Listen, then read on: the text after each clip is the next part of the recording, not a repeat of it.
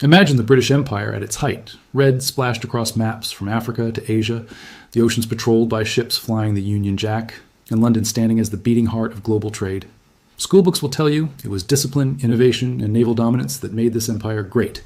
But beneath the uniforms, the cannons, and the so-called civilizing mission, there's a story of shadowy finances, private fortunes, and secret networks of money that quietly greased the gears of empire. The truth is, Britain didn't conquer the world on courage alone. It conquered the world with capital. And the sources of that capital often came from some of the darkest and most controversial places imaginable. Let's peel this back to the 1600s. Britain at the time wasn't yet the juggernaut we picture. Spain and Portugal were raking in treasure from the Americas, the Dutch were miles ahead in trade, and France had vast resources on the continent. England was relatively small, poor, and politically unstable. So how did it climb from scrappy island to global superpower? The answer lies in how it leveraged money, specifically the invention of new financial tools and a willingness to finance empire through debt, monopolies, and yes, dirty money. Take the founding of the Bank of England in 1694. This wasn't just some bureaucratic institution. It was a revolutionary idea. Instead of the crown scraping for funds through taxes or begging aristocrats, the bank allowed the government to borrow massive sums from private investors in exchange for guaranteed interest payments. That meant wars could be fought on credit. And let's be real, empire was expensive. Maintaining ships, armies, fortifications, and colonies drained resources at insane rates. But now, with a tap into the new money markets of London, Britain could outspend its rivals. Debt became fuel for conquest. And this wasn't clean money. Much of it was tied to private companies that doubled as arms of the state. Enter the East India Company, arguably the most infamous corporation in history.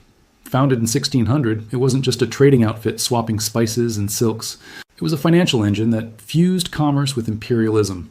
Backed by investors in London, it raised its own armies, signed treaties, and ran territories.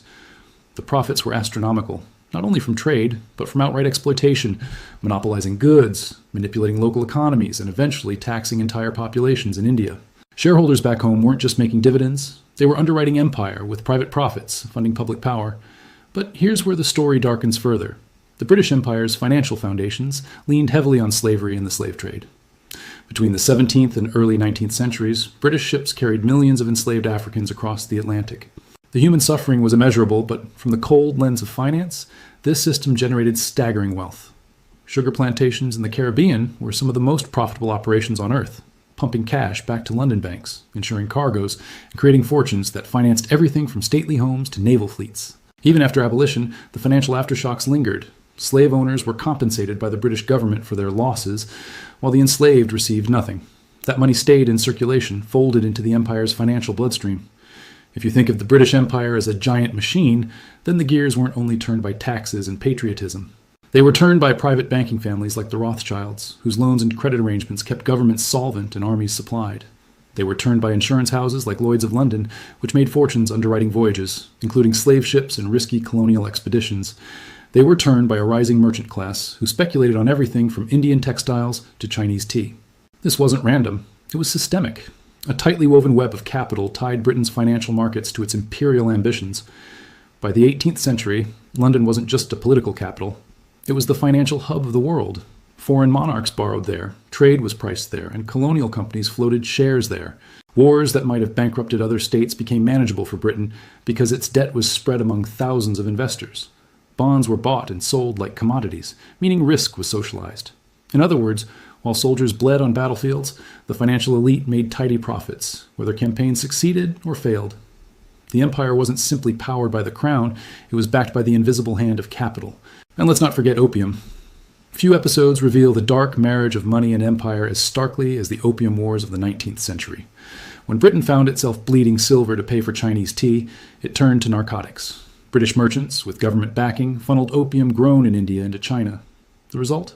Millions addicted, a society destabilized, and China forced into humiliating trade concessions after military defeat.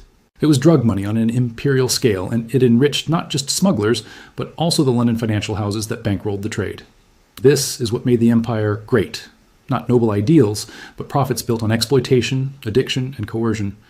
Now here's the kicker. Much of the system was invisible to ordinary Britons. The average citizen might wave the flag, cheer for naval victories, or sip tea without realizing how it all linked back to shadowy financial deals. The real power brokers weren't necessarily the politicians. They were the directors sitting on company boards, the bankers managing loans, the investors speculating on cargoes from halfway around the world. Empire wasn't just military might. It was a ledger, and those who controlled it shaped global history. And here is the uncomfortable truth. Many of these financial innovations didn't disappear with the empire. Debt-financed warfare? Still here. Corporations with quasi-governmental powers? Still here. Exploitation of cheap labor for profit? Still here. The British may have pioneered the model, but the world kept the blueprint. So, the next time you hear about the glory of the British Empire, remember that behind the speeches and statues stood money, dark money. Money from slavery, from drugs, from exploitative monopolies, and from a banking system that treated human suffering as just another line on a balance sheet. That's the foundation of empire, and it's a story far too often left out of the textbooks. By the 19th century, the British Empire had become more than a political project. It was a financial ecosystem so deeply entrenched that it reshaped not just colonies, but the entire global economy. London stood at the center of a vast web of credit, insurance, and investment that spanned continents. And yet, what made this system so powerful wasn't simply the scale of Britain's wealth. It was how seamlessly financial institutions, private fortunes, and imperial policy intertwined to create a self-reinforcing cycle of expansion. Let's start with the bond markets. Wars are notoriously expensive, and Britain fought more wars than almost any other European power. From the Napoleonic Wars to colonial conflicts in Africa and Asia, the bills piled up astronomically. But unlike its rivals, Britain had mastered the art of borrowing for empire. Through the Bank of England and the rise of public debt markets, Britain turned war into a kind of collective investment scheme. Ordinary citizens, merchants, aristocrats, even small savers, bought government bonds. Each bond sold wasn't just a loan to the crown, it was a stake in imperial dominance. Victory meant economic stability and repayment. Defeat? Well, defaults were rare because the system was designed to ensure repayment through taxation and future colonial spoils. This widespread participation democratized empire's financing, but not its profits. The dividends of conquest flowed disproportionately to financiers and industrialists, while the costs were borne by soldiers and taxpayers. The genius, and the darkness, was in how Britain normalized endless borrowing. Debt didn't just fund wars. It became a permanent feature of governance, an invisible tether binding the empire's fate to financial markets. Nowhere was this marriage of finance and empire clearer than in India. After the East India Company transitioned into direct British rule in the mid-19th century, India became the empire's financial keystone. Tax revenues from Indian peasants didn't just support colonial administration. They underwrote Britain's global operations. Imagine a farmer in Bengal paying land tax. Those rupees could be converted into sterling bills in London, which then backed loans, funding railroads in Africa or military expeditions in Afghanistan. India became the empire's ATM, a constant flow of liquidity that sustained expansion far beyond its borders. But it wasn't just taxation. The empire also used India as a testing ground for financial extraction. The infamous home charges system funneled Indian wealth back to Britain in the form of payments for administration, pensions, and interest on public debt. In today's terms, billions were siphoned annually out of India, with little reinvestment in the colony itself. Economists like Dadabhai Naoroji called this the drain of wealth, arguing that Britain's prosperity was built on systematically bleeding India dry. And London bankers loved it. Indian revenues provided a stable income stream that guaranteed bondholders their returns, turning colonial exploitation into a cornerstone of global finance. Meanwhile, Britain's Industrial Revolution added rocket fuel to this financial machine. Factories in Manchester and Birmingham churned out textiles, weapons, and machinery at unprecedented scales. But industries needed raw materials: cotton, coal, rubber, tea, and they needed markets to sell their goods. Empire solved both problems, and finance provided the glue. Banks extended credit to merchants shipping cotton from Egypt. Insurance houses covered the risks of tea cargoes from Ceylon. And stock markets in London buzzed with shares of mining companies in South Africa.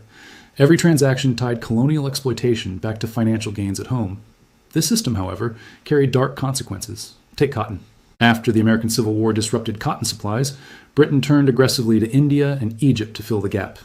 Indian peasants were forced into cash crop production, often at the expense of food cultivation. Famines followed, killing millions. Yet from the perspective of the London markets, it was simply an adjustment in supply chains. The misery of entire populations was reduced to a fluctuation in prices and bond yields.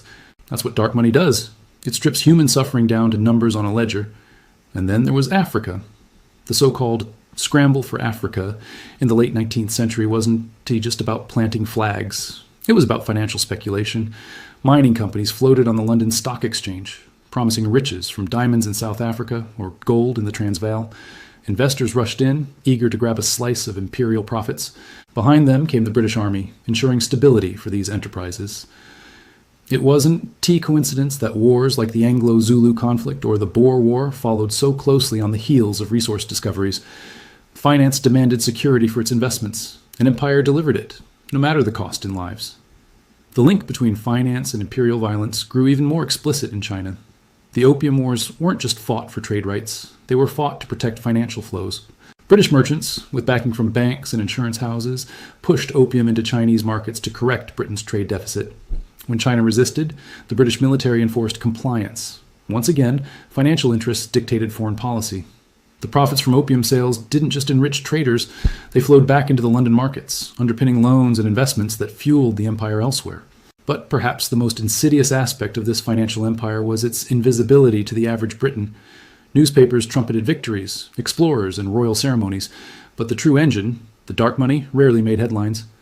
The wealth flowing through Rothschild loans, Baring Brothers investments, or Lloyd's insurance contracts wasn't just abstract finance, it was the bloodstream of empire. Yet for ordinary people in Britain, empire often appeared as cheap tea, affordable textiles, and patriotic pride, without recognition of the financial exploitation behind it. Critics saw through the facade. In the late 19th and early 20th centuries, thinkers like John Hobson argued that imperialism wasn't driven by national pride or strategic necessity. It was driven by financiers seeking new markets for investment. Empire, he claimed, was simply the outward expansion of capital. And though his critique was radical at the time, history has largely vindicated him. The financial interests of a small elite dictated the trajectory of the largest empire in history. By the eve of World War I, Britain's empire had become a paradox. Militarily, it was stretched thin. Politically, it faced rising challenges from Germany and the United States. But financially, it remained dominant. Sterling was the world's reserve currency. London, the clearinghouse of global trade. Yet this supremacy rested on foundations of exploitation, debt, and dark money. The empire's strength wasn't just measured in battleships, it was measured in balance sheets. And that meant its survival depended less on the will of parliaments and more on the decisions of bankers. This is the uncomfortable legacy of Britain ORS rise. An empire built not solely on bravery or innovation, but on a financial architecture that commodified human lives and natural resources. Every conquest, every colony, every treaty carried with it a hidden balance sheet. And in those balance sheets lay the true story of how Britain ruled the world, not by divine right, but by financial design. As the 20th century dawned, the British Empire looked invincible on the surface. The sun famously never set on its dominions, its navy commanded the seas, and London remained the unquestioned capital of global finance. Yet beneath this grandeur, cracks were forming. The very financial machine that had fueled Britain's rise also planted the seeds of vulnerability, and the story of dark money was about to collide with a rapidly changing world. The first challenge came from competition. Germany and the United States were industrializing at lightning speed, and with them came new banks, new markets, and new financial systems. Britain still dominated in global lending, but cracks in its monopoly were visible.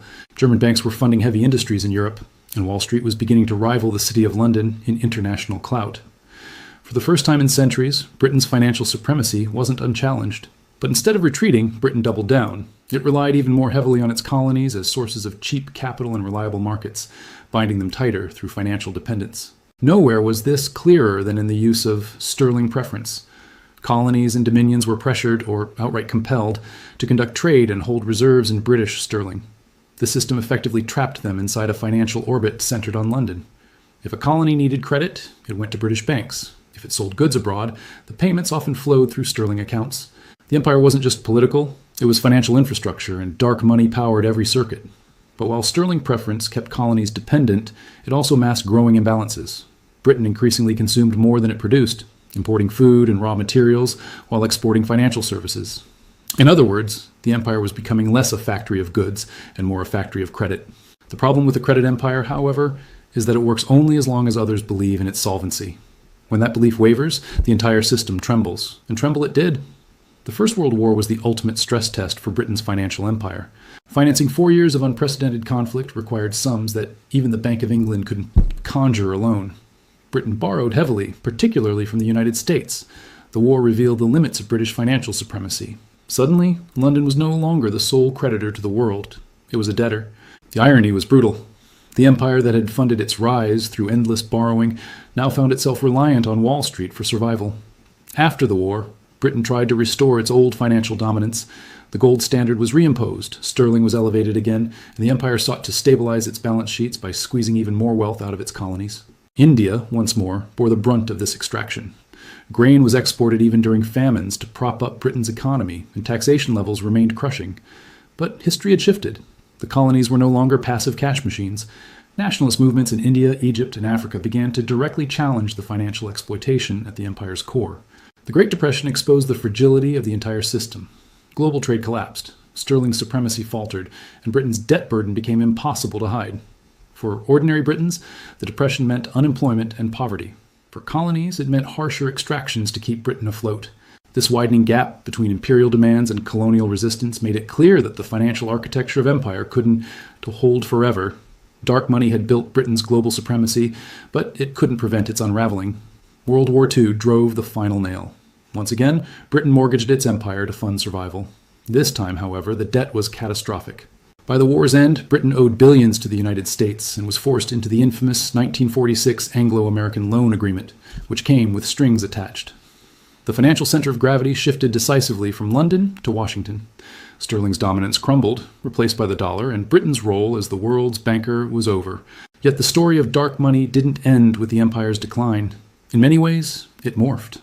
Former colonies inherited financial systems designed to serve London rather than local populations. Debt burdens, currency dependencies, and trade imbalances continued long after the Union Jack was lowered. This was the ghost of empire, financial structures that outlasted the political apparatus, ensuring that wealth continued to flow from the global south to Western financial centers. And in Britain itself, the financial sector never truly lost its centrality. If anything, the decline of empire accelerated London's transformation into a global hub for new kinds of dark money. Tax havens in former colonies like the Cayman Islands, Bermuda, and Jersey became extensions of the City of London, providing secrecy and shelter for global capital. Where once Britain extracted wealth through taxation and trade monopolies, now it did so through offshore banking and financial opacity. The empire had formally ended, but the logic of dark money endured. So, what is the lesson of this story? Britain's rise to global dominance was never just about ships, soldiers, or steam engines. It was about balance sheets, bonds, and hidden flows of capital. Every battle fought, every colony governed, every treaty signed, behind it all was a financial calculus designed to enrich a small elite while distributing the costs across the globe. That's the real history of the British Empire, not just red lines on a map, but black ink on a ledger. And perhaps, most disturbingly, the same dynamics are still at play today. Nations rise and fall not only through military might, but through financial power. Currencies, debt markets, offshore havens. These are the empires of our age. The British Empire may have faded, but its legacy lingers every time wealth silently